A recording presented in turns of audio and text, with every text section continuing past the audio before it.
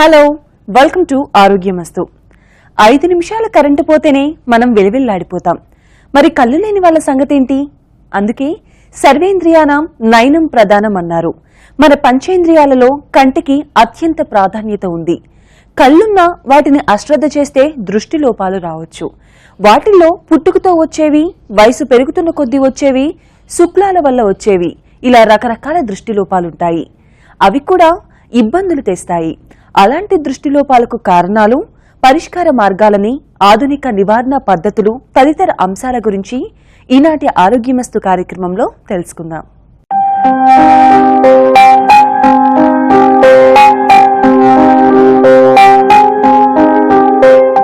కంటి సమస్యల మీద అవగాహన పెరగాలన్నా, కంటి పనితీరు గురించి అర్థం కావాలన్నా ముందుగా మనకు కంటి నిర్మాణం గురించి తెలియాలి. ఒక్కో భాగం మనకి ఎలా ఉపయోగపడుతుందో తెలియాలి. అప్పుడే మనకు సమస్య ఎక్కడ మొదలవుతుందో అర్థమవుతుంది. ఆ సమస్య రాకుండా చూసుకోవటానికి మనం ఏం చేయగలమో తెలుస్తుంది. అదే సమయంలో మనకున్న అపోహలు కూడా తొలగిపోతాయి. అందుకే కంటి నిర్మాణం మీద, దాని పనితీరు మీద దృష్టి సారిద్దాం. మెదడు నుంచి సంకేతాలు వేగంగా అందటానికేనన్నట్లు కళ్ళు మన మెదడుకు దగ్గరగా ఉంటాయి. కనుగుడ్డు చుట్టూ మెత్తటి కణజాలంతో ఒక వలయాకారం ఉంటుంది. ఈ మొత్తం నిర్మాణం వెలుపల ఉన్న ఒక గట్టి ఎముక దీన్ని కాపాడుతూ ఉంటుంది. గరాటు ఆకారంలో ఉన్న సాకెట్ కంటిని స్థిరంగా ఉంచి రక్షణగా నిలుస్తుంది. ఇక్కడ కనిపించే తెల్లటి నాడి కంటిని, మెదడును అనుసంధానం చేస్తుంది. మెదడు నుంచి సంకేతాలు అందేది దీని ద్వారానే. కనుగుడ్డులో మొత్తం 3 పొరలుంటాయి. గట్టిగా ఉండే వెలుపలి పొరను స్కెలెరా అంటారు. ఇది లోపల ఉన్న సున్నిత భాగాలను రక్షిస్తుంది.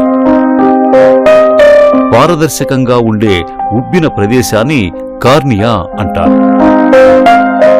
దీని వెనుక ఉండేది అత్యంత కీలకమైన భాగం, అదే లెన్స్. కనుపాప సంకోచ వ్యాకోచాలకు కారణమయ్యేది ఐరిస్. బాగా లోపల వైపున కనుగుడ్డు వెనుక భాగాన ఉండేది రెటీనా. అది చాలా సున్నితమైన పొర. నిజానికి ఈ రెటీనా అనేది కంటిలో నుంచి కాంతి కిరణాలను మెదడుకు తీసుకువెళ్లే నాడి. ఇది మన కంటిలో అత్యంత కీలకమైన, అత్యంత సంక్లిష్ట నిర్మాణమున్న భాగం. కాంతి కిరణాలను మెదడుకు తీసుకువెళ్లే క్రమంలో వాటిని తరంగాలుగా మారుస్తుంది. కనురెప్పలు కొట్టుకున్న ప్రతిసారి కంటికి సహజ సిద్ధమైన రక్షణ అందుతున్నట్టే లెక్క. కన్నీటి పొర కంటిలో తేమను కాపాడుతూ ఉంటుంది. ఇది మన కంటి నిర్మాణం. మరి ఈ నిర్మాణంలో ఎలాంటి లోపం ఏర్పడితే మనకి చూపులో లోపం ఏర్పడుతుందో తెలుసుకోవాలి. కొంతమందికి దగ్గర వస్తువులు బాగా చూడగలుగుతారు, దూరం వస్తువులు అస్సలు కనపడవు.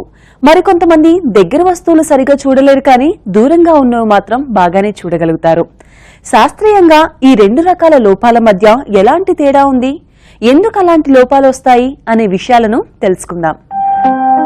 మనం ప్రపంచంలోని అద్భుతాలను చూడగలుగుతున్నామంటే అది మనకున్న కంటి చూపు వల్లనే. అలాంటి చూపు లేకపోతే ఆ అవకాశాన్ని కోల్పోతాం. చూపు ఉండి కూడా అది మందగించినప్పుడు ఆ దృశ్యాల నాణ్యతను ఆస్వాదించలేం. అందుకే చూపు ఉండటం ఒక్కటే సరిపోదు. ఆ చూపు ఎలాంటి లోపాలు లేకుండా సంపూర్ణంగా ఉండటం కూడా ఎంతో ముఖ్యం. కంటి చూపులో లోపాలు 4 రకాలు. 1 దూరదృష్టి, అంటే దూరంగా ఉన్న వస్తువులను మాత్రమే చూడగలగటం, దగ్గరవి సరిగా చూడలేకపోవటం. దీన్నే హైపర్మెట్రోపియా లేదా లాంగ్ సైట్ అంటాం. 2 హ్రస్వ దృష్టి, దీన్ని మయోపియా లేదా షార్ట్ సైట్ అని పిలుస్తాం. దీనివలన దగ్గర వస్తువులు బాగా చూడగలుగుతాం, కానీ దూరపు వస్తువులు సరిగా చూడలేం. 3 అస్టిగ్మాటిజం, రెటీనా మీదకి కాంతి సమానంగా పరుచుకోకపోవటం వల్ల వస్తువులు మసకమసగ్గా కనపడే పరిస్థితి వస్తుంది. 4 ప్రెస్బయోపియా, ఇది వయసు పైబడిన వారిలో కనిపిస్తుంది. దగ్గరి వస్తువుల మీద దృష్టి సారించలేని పరిస్థితి ఇది. రీడింగ్ గ్లాసెస్ గాని, బైఫోకల్ గ్లాసెస్ గాని, ప్రోగ్రెసివ్ లెన్సెస్ గాని వాడటం ద్వారా ఈ సమస్యను పరిష్కరించుకోవచ్చు. మన లైఫ్ స్టైల్లో చాలా మార్పులు వచ్చినాయి గత 10-20 సంవత్సరాల నుంచి. ఒక స్టడీ చేసినప్పుడు మనకి పల్లెటూరుల్లో సిటీలో కంపేర్ చేస్తే పల్లెటూరుల్లో 15% నుంచి 16% స్కూల్ పిల్లలకి కళ్ళజోడు అవసరం అయితే, అదే సిటీలో 25 నుంచి 30% వరకు కళ్ళజోడులు అవసరం ఉంటున్నాయి. అది ఎందుకంటే ఇప్పుడు మామూలుగా సిటీలో చదువుకునే వాళ్ళు కానీ లేకపోతే స్మాల్ ప్లేసెస్లో ఉండేవాళ్ళు కానీ ఏమవుద్దంటే ఎక్కువసేపు ఇంటి లోపల ఉండి లేకపోతే ఎక్కువసేపు చదువు కానీ లేకపోతే టీవీ కానీ లేకపోతే వీడియో గేమ్స్ కానీ ఇట్లాంటి వాటి మీద కాన్సన్ట్రేట్ చేసినప్పుడు మన బాడీ మన కళ్ళు ఆటోమేటిక్ అడాప్ట్ అవుతాయి అన్నమాట. అంటే మనకు అవసరమైన చూపు ఈ మధ్య కాలంలో దగ్గర చూపు కాబట్టి అన్ని దగ్గరలో ఉంటున్నాయి. మనకి టీవీ దగ్గరలో ఉంటుంది, పుస్తకాలు దగ్గరలో ఉంటున్నాయి, మనకి వీడియో గేమ్లు, ఫోన్లు అన్ని దగ్గరలో ఉంటున్నాయి. కాబట్టి మన బాడీ ఎలా రియాక్ట్ అవుతుందంటే దగ్గర చూపు ఒకటి సరిగ్గా ఉంటే మనకి చాలు, దూరపు చూపుతో పెద్ద అవసరం లేదు కాబట్టి అలా మాడిఫై అయిపోద్ది అన్నమాట. ఈ మధ్యకాలంలో దృష్టిలోపాలు పెరుగుతూ వస్తున్నాయి. అందుకే కళ్లజోళ్ల వాడకం కూడా ఎక్కువైంది. ఇందుకు ప్రధాన కారణం మన కళ్ల మీద పెరిగిన ఒత్తిడి, మన జీవన శైలిలో వచ్చిన మార్పులతో పాటు పర్యావరణ ప్రభావం కూడా ఉందని చెప్పుకోవాలి. పిల్లలు ఎక్కువసేపు ఇంట్లోనే ఉండిపోయి టీవీ చూస్తూనో చదువుకుంటూనో గడపటం ఒక కారణం. బహిరంగ ప్రదేశాల్లో తిరగటం, ఆడుకోవటం లాంటివి తగ్గిపోవటం వలన కంటి చూపు సమస్యలు పెరిగిపోతున్నాయి. కొన్ని దేశాల్లో ఫర్ ఎగ్జాంపుల్ సింగపూర్లో, తైవాన్లో ఇలా కంపేర్ చేస్తే ఇక్కడ 10వ తరగతి పిల్లలు దాదాపుగా 90 నుంచి 95% వాళ్ళు కళ్ళజోడుతో అవసరం ఉంది. అదే మనకు కూడా త్వరలో వచ్చే ప్రాబ్లం అనేది దాన్ని ఈ కంట్రీస్ చూస్తే మనం కూడా గమనించవచ్చు. తైవాన్ లాంటి దేశాల్లో దాదాపు 90% మంది పిల్లలు 10వ తరగతిలోకి వచ్చేసరికి కళ్లజోడు వాడి తీరాల్సిన పరిస్థితి వస్తోంది. మన దేశంలో ప్రస్తుతానికి 15 నుంచి 20% ఉన్నప్పటికీ ఇప్పుడిప్పుడే అలాంటి ధోరణులు మొదలవటం అందరినీ కలవరపరుస్తోంది. పిల్లల్లో చూపు మందగించడం లాంటి సమస్యలను సకాలంలో గుర్తించడం చాలా ముఖ్యం. టీవీకి మరీ దగ్గరగా కూర్చొని చూస్తున్నారు కాబట్టే చూపు దెబ్బతింటుంది అని భయపడితే సరిపోదు. అప్పటికే చూపు తగ్గటం వల్లనే దగ్గరగా వెళ్లి కూర్చుంటున్నారేమో అని కనుక్కోవటానికి కంటి డాక్టర్ దగ్గరికి వెళ్లాలి. జీవన శైలిలో మార్పుల ప్రభావం కంటి చూపు మీద త్వరగా పడుతుందన్న విషయాన్ని గుర్తుంచుకుంటే తల్లిదండ్రులు ఈ కోణంలో అప్రమత్తంగా వ్యవహరిస్తారు. పిల్లలు టీవీకి దగ్గరగా కూర్చుని చూస్తూ ఉన్నా, స్కూల్లో ముందు వరుసలో కూర్చుంటేనే బోర్డు కనిపిస్తుందని అనిపించినా వెంటనే కళ్ల డాక్టర్కి చూపించాలి. పిల్లలు మొబైల్స్లో గంటల తరబడి గేమ్స్ ఆడటం, టీవీకి దగ్గరగా కూర్చోవటం, పుస్తకాల్లో ముఖం పెట్టి చదవటం ఇవన్నీ కూడా హర్స్వదృష్టికి దారితీస్తాయి. పిల్లలు కేవలం 4 గోడలకే పరిమితమై ఉండటాన్ని వీలైనంత వరకు తగ్గించగలిగితే కనీసం హ్రస్వదృష్టి ముదరకుండా ఉంటుంది. అదే సమయంలో సమస్యను తొలిదశలోనే గుర్తించి వెంటనే కళ్లజోడు ఇప్పిస్తే పరిస్థితి చేయి దాటిపోకుండా ఉంటుందన్నది డాక్టర్ల సలహా. సో ఇది ఎలాగా పేరెంట్స్ కానీ ఎవరన్నా మనం కనుక్కొని ఇది ఎలాగ ప్రివెంట్ చేయవచ్చు అంటే సింపుల్ అండి, చాలా సింపుల్. ఎక్కువసేపు లోపల ఉండి ఇంటి లోపల ఉన్న యాక్టివిటీస్ని తగ్గించి బయటికి వెళ్ళటానికి పిల్లల్ని ఎంకరేజ్ చేసి దూరపు దృష్టి ఉపయోగించే పనులు చేస్తే అప్పుడు మనం దగ్గర చూపు అనేది రాకుండా లేకపోతే అట్లీస్ట్ పాయింట్లు ఎక్కువ పెరగకుండా ఉంటుంది అనమాట. అది చాలా ముఖ్యం. ఇంకోటి ఏంటంటే ఇప్పుడు మామూలుగా పిల్లలు స్కూల్లో ఉన్నప్పుడు దగ్గర చూపు ఉన్నా కూడా మనం కనిపెట్టం ఒక్కొక్కసారి.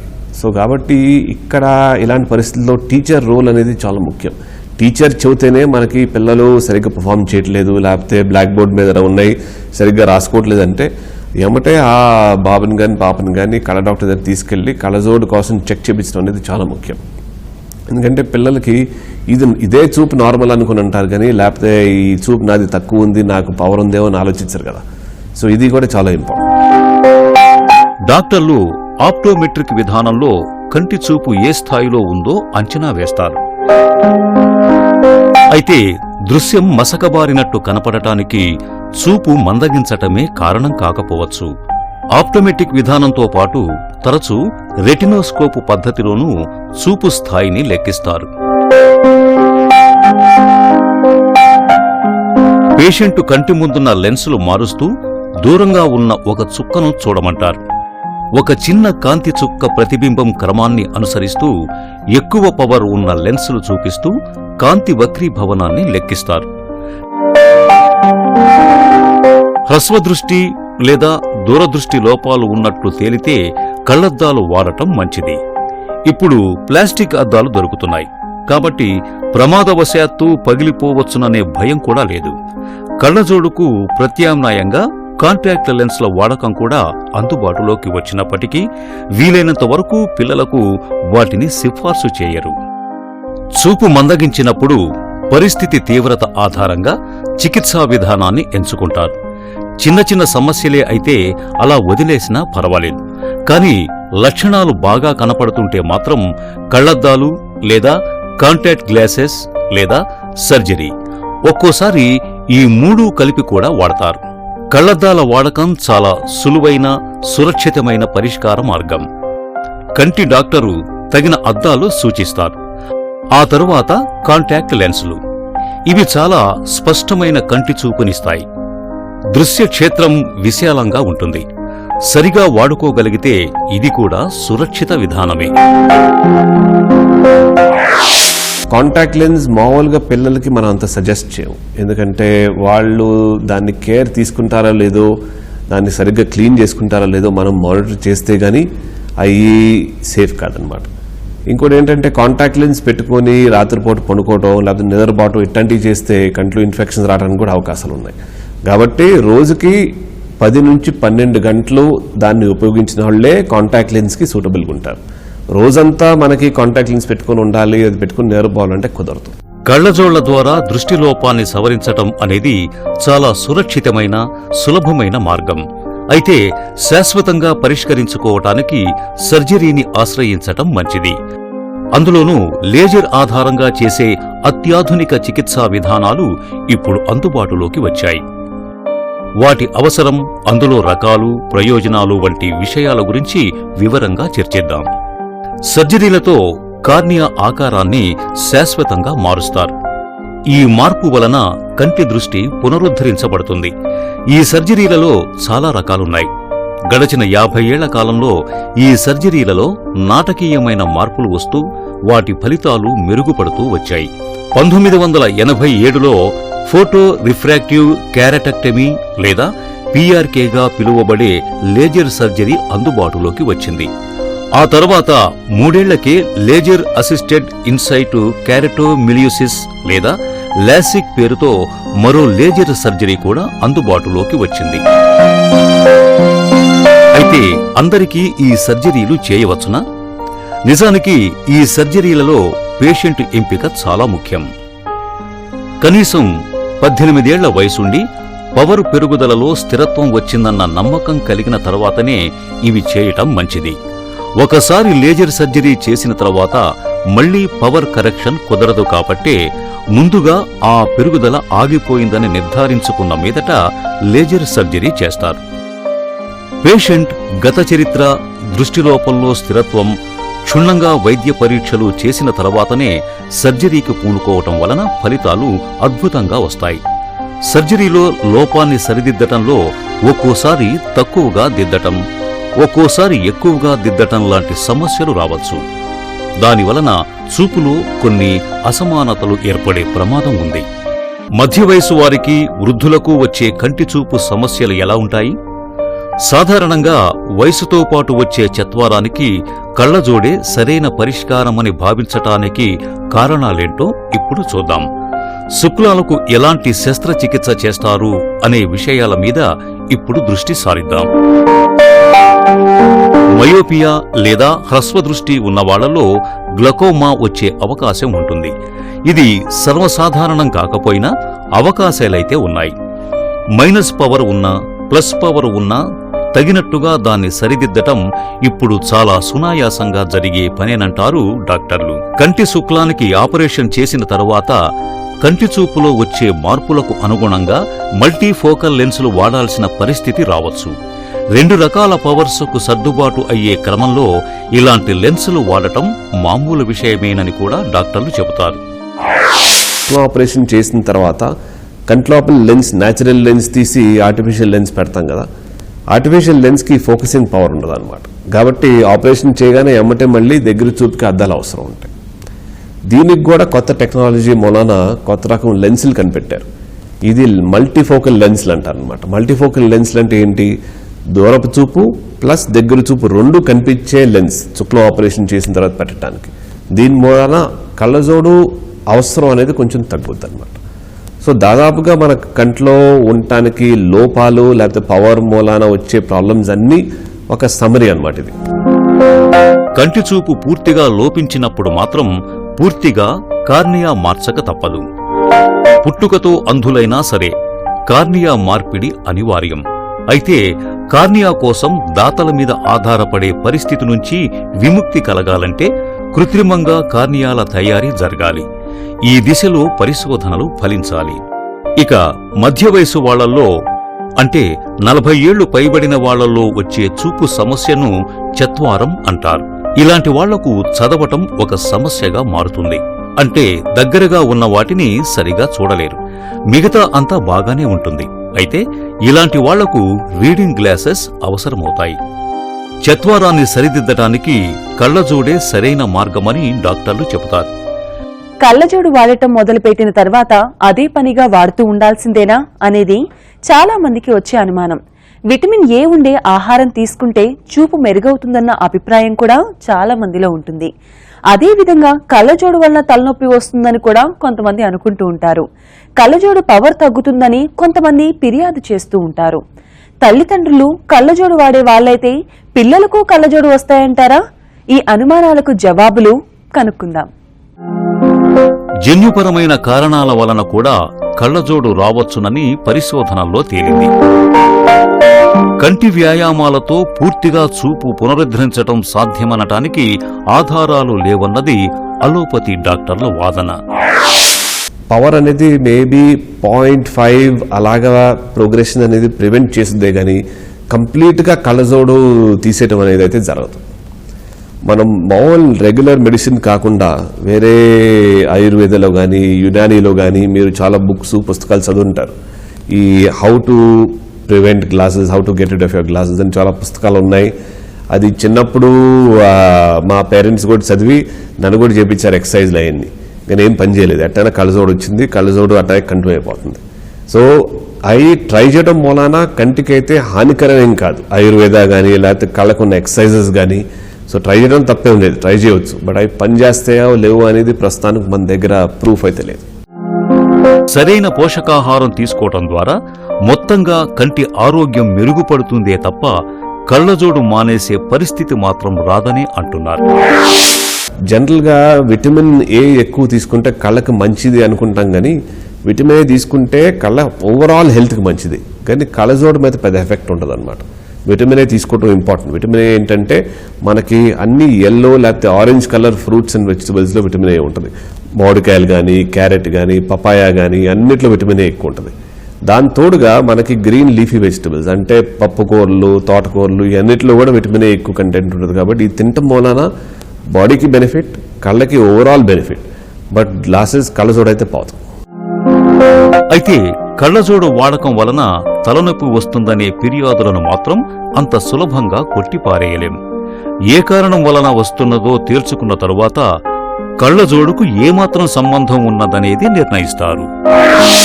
కళ్ళజోడు లేకుండా కంఫర్టబుల్గా ఉంటే అది ఎప్పుడు పెట్టుకోవాల్సిన అవసరం లేదు. అదే కళ్ళజోడు మనకి డ్రైవింగ్ చేసేటప్పుడు చూపు ఇంకా స్పష్టంగా కనపడాలి కాబట్టి అలాంటి పక్షంలో పెట్టుకోవడమే ఇంపార్టెంట్. అదే పరిస్థితి పిల్లలకు వస్తే పిల్లల్లో కంటి చూపు కరెక్ట్గా ఉండటం చాలా ఇంపార్టెంట్. కాబట్టి కరెక్ట్ పవరు కంటిన్యూస్గా వాడటం అనేది చాలా ఇంపార్టెంట్. ఎందుకంటే మనకి పిల్లలు కంట్లో చూపు అనేది స్పష్టంగా లేకపోతే కళ్ళు డెవలప్ అవ్వు. సో కాబట్టి దాదాపుగా 12-13 సంవత్సరాల వరకు కరెక్ట్ పవర్ ప్రతి 6 months కానీ లేకపోతే 3 monthsలో కానీ ఒకసారి చెక్ చేపించి పవర్ మార్చి కరెక్ట్ కళ్ళజోడు పెట్టుకోవడం అనేది చాలా ముఖ్యం. మన జీవనశైలిని మార్చుకోవటం ద్వారా చూపు సమస్యలను అధిగమించవచ్చు. పిల్లలు చదివే సమయాన్ని, బయటికెళ్లి ఆడుకునే సమయాన్ని సమతుల్యం చేయగలగాలి. అప్పుడే వాళ్లు దగ్గర వస్తువులు, దూరపు వస్తువులు దాదాపు సమానంగా చూడటానికి అలవాటు పడతారు. ఏమైనప్పటికీ క్రమం తప్పకుండా అంటే కనీసం ప్రతి 6 నెలలకోసారి కంటి పరీక్షలు చేయించుకుంటూ ఉంటే పవర్లో మార్పులు తెలుస్తాయి. అందుకు తగినట్టుగా కళ్లజోడు మార్చుకోవచ్చు. అలా పవర్ను స్థిరీకరించుకోవడం కూడా సాధ్యమవుతుంది. ఇది ఇవాల్టి ఆరోగ్యమస్తు. మరో అంశంతో మీ ఆరోగ్యమస్తులో మళ్ళీ కలుద్దాం. Stay healthy, be happy.